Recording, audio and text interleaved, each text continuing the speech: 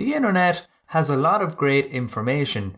Things like how to tie your shoelaces, how not to get stuck in a fridge, and how to properly hang your socks. But are these skills imperative to your survival in the modern world?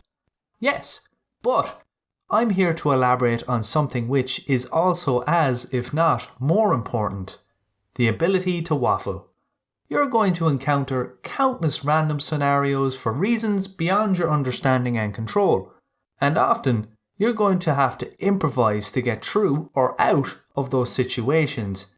Waffling is very similar to exaggerating, which is the representation of something as more extreme or dramatic than it really is, and we do this mainly to impress others.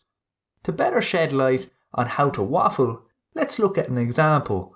Let's say you're out swimming in a lake, and a small fish just so happens to swim past you. Later on that day, you encounter Jim, the local drunk, and he asks you if anything interesting happened to you that day, as he does normally. Note, this is a great opportunity to put into action our waffling skills.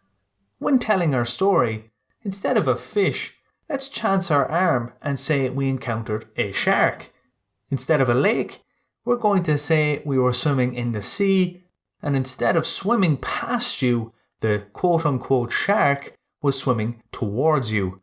This is immediately going to grab Jim's attention far more than what the true story would, and lead him to potentially think, this guy might look like a bum, but he seems to tell interesting stories.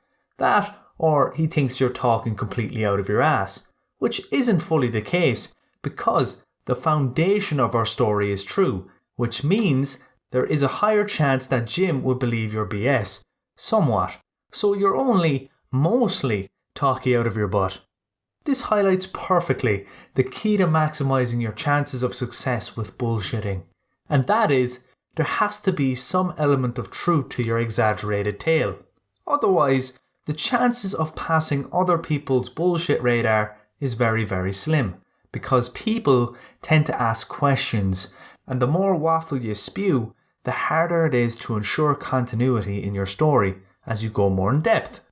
Of course, there are those who are able to pull a story completely out of their ass without any truth to it and sound perfectly confident, but this isn't really bullshitting.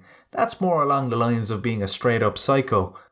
In addition to that, confidence plays a huge part in selling your BS. The more composed you and your story seem, the higher your chances of success are. With practice and time, you will get better, and maybe you might even get to the stage where even you believe your own BS, like me with this video.